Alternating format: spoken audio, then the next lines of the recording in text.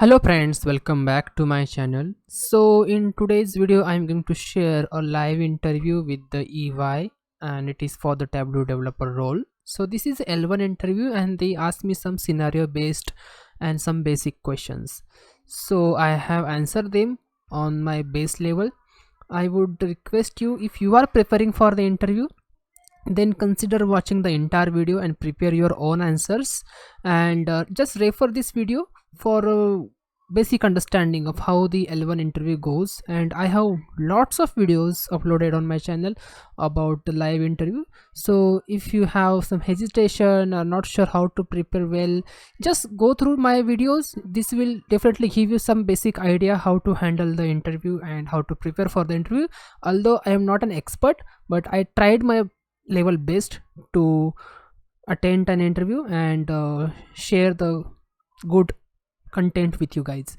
So hope you are going to find this video useful.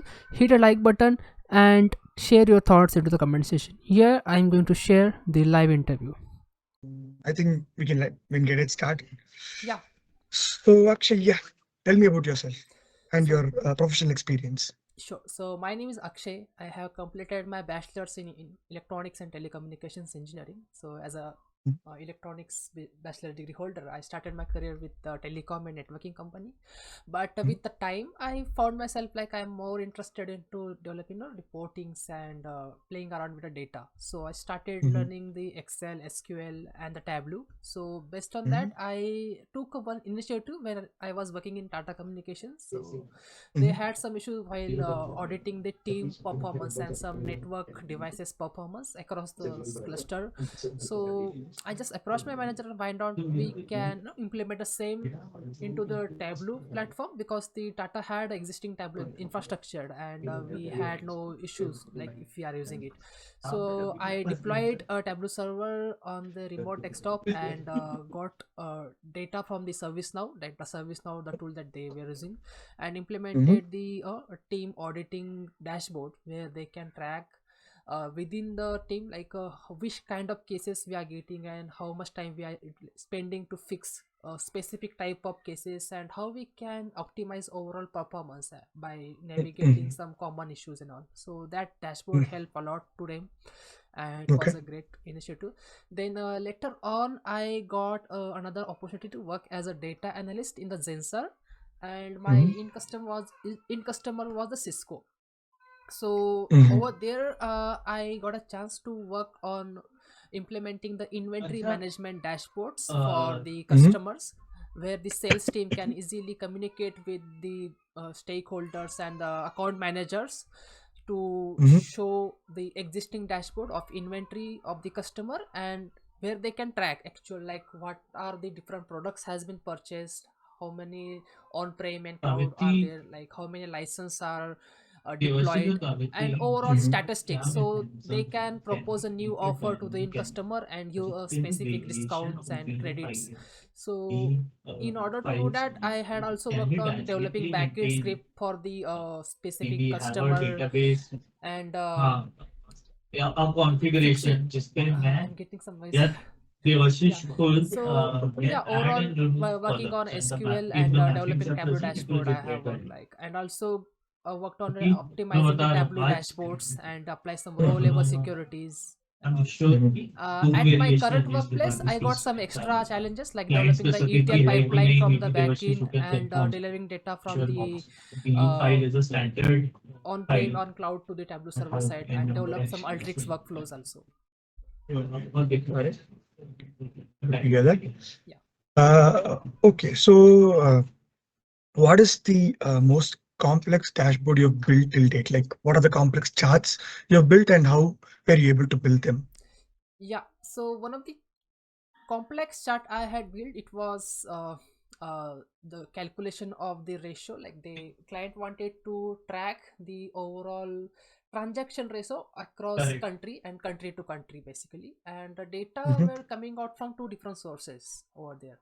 So one was Okay. from on-prem, both were from on-prem, but they had a different structure infrastructure built in. Mhm. Mhm. So the expectation was like whenever clients select any particular month, uh, then he wanted to throw average amount of transaction, like in terms of USD converted amount, throw for that particular month. The issue was the date field, like date was from spread data set which were from different data, and the USD converted amount belongs to different data. So I found that is challenging. So what I did, I implemented the LOD calculation into the data one source, data source one, where I have controlled over the parameter. I created one parameter and calculated field. So whenever I select a month, then within that data set, it will throw the average amount of average amount of rate, average rate for that particular Okay. month. And with the Mm-hmm. help of that rate, I use that rate to divide with the total currency amount of the data set 2, Okay. and which eventually throws the average amount of total USD, average total USD converted amount in the workbook. So I created that parameter and use that parameter to build in LOD calculation, like in fixed. If my year and month is equal to selected parameter, then it will show me average of the rate, average rate. So Okay. that I found one of a complex calculation, because considering the data size and accuracy, it worked well. Yeah. Okay, so this logic that you just explained to me regarding the currency conversion and averaging out, Mhm. was this a logic that was already predefined by the clients, or were you the one who actually wrote the logic for this? He gave me the expectation. In the Okay. X, he just draw some formula in Excel and show me like, Mm. he showed me like what he want. So Okay. based on that, I divided those calculation in the small blocks, small parts, and I tried to Mhm. do with R&D. So I achieved somehow Okay. with the help of LOD, but I Mhm. wanted to control the average based on my selection. So what I did, I Mhm. created parameter and calculated field. So in the calculated field, I converted date into year and the month. So Mhm. if I can bring that to the LOD calculation and apply the if condition, if my parameter year and month equal to Mhm. date, year and month, then Mhm. it will throw the average of rate, like average rate. Okay. So, Mhm.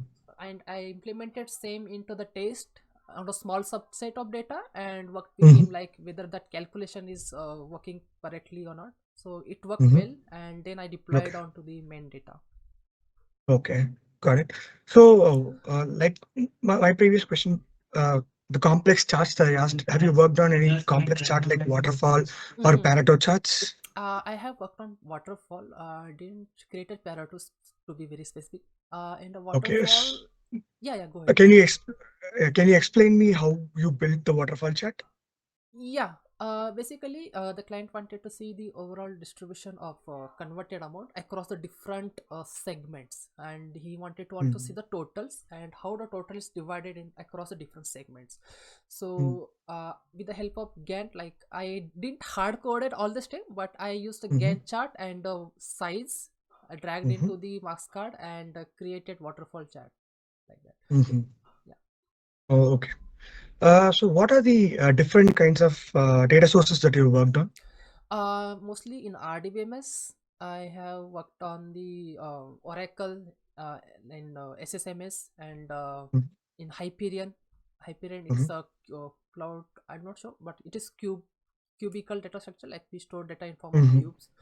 Mhm. And Mhm. in recently, I'm using the GCP. Like they have some data on the GCP cloud storage. So we are Mhm.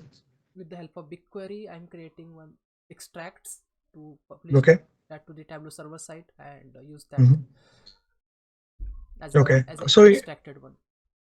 okay, got it. So in your previous project, you told me that you had uh, data from multiple data sources, Mm-hmm, different data sources. mm-hmm. So how would you combine these different data sources that you got into Tableau?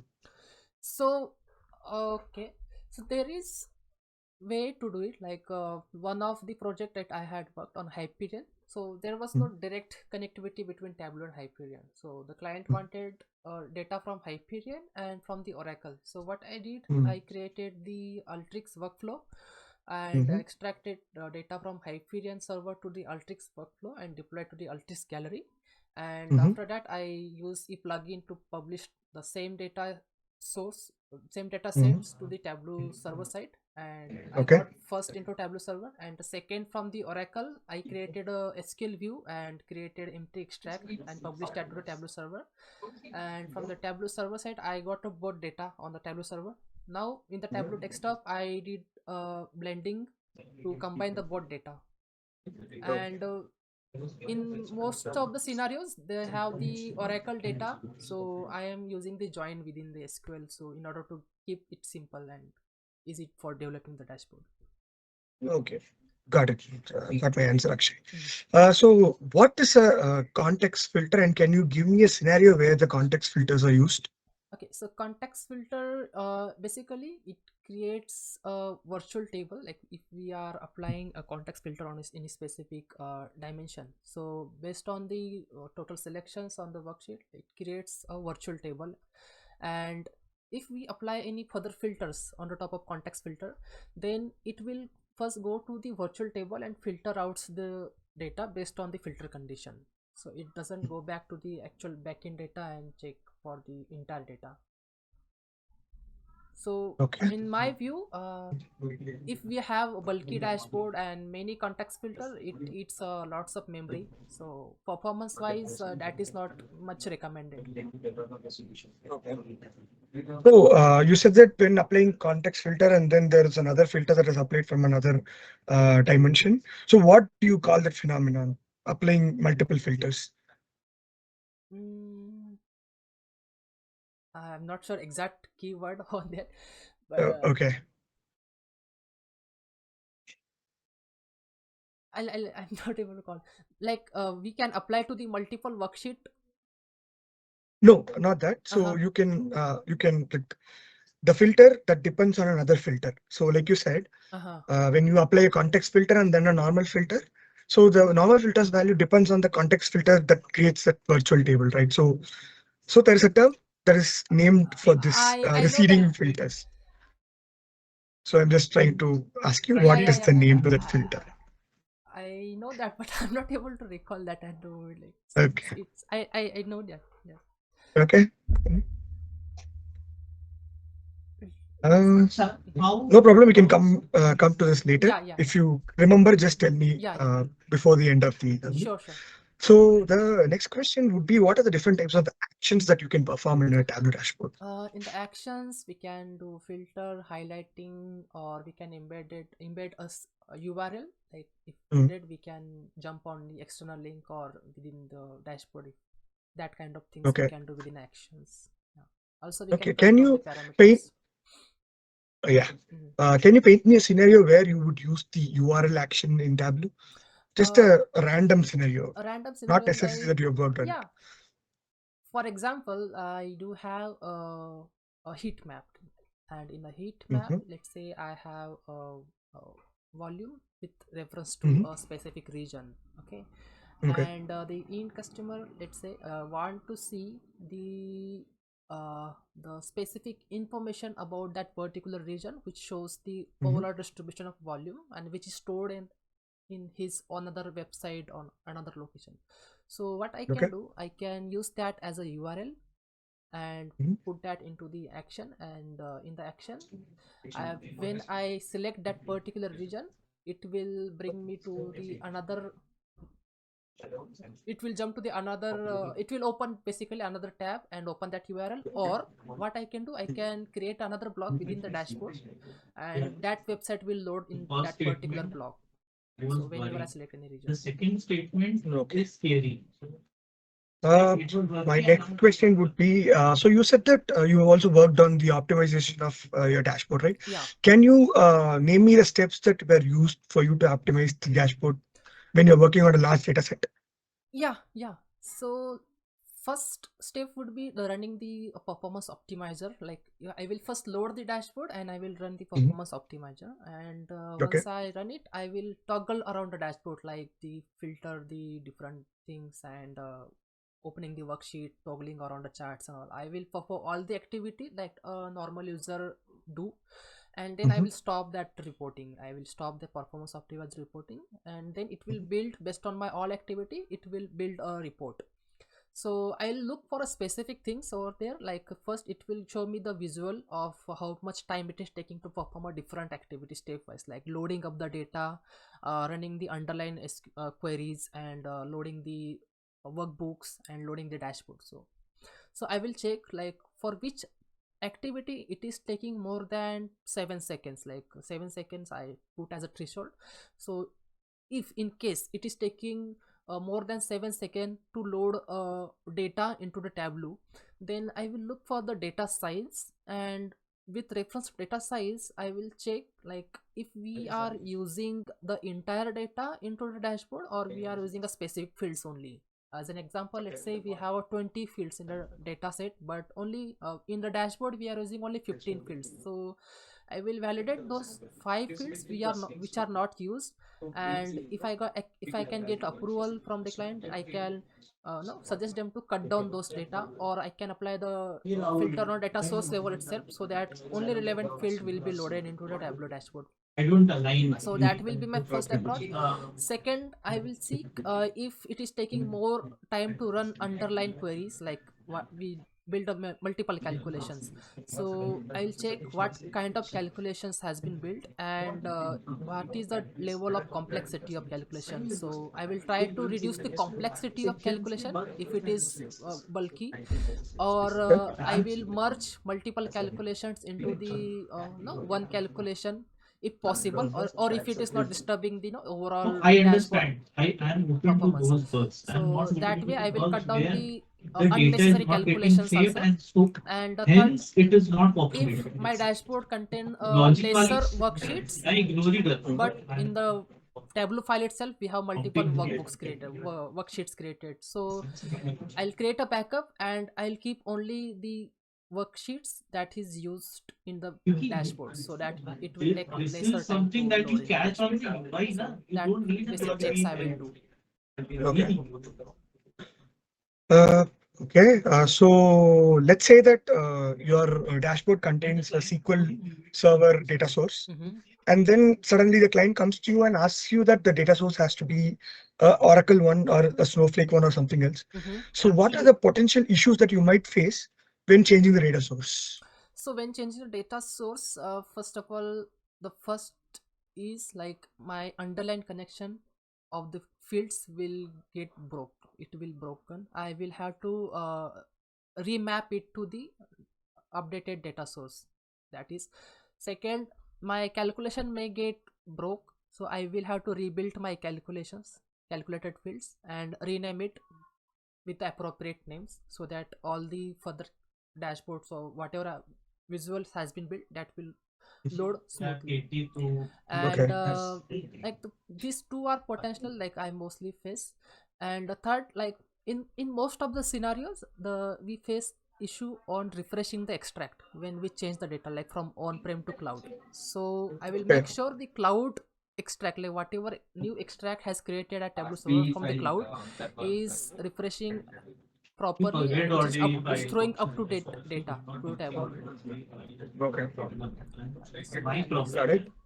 And These are the steps also, that you do. yeah, also the row level security I will redo, because we are Okay. changing the backend data, so it may affect on row level security also. So I will make sure the row level security is working completely fine.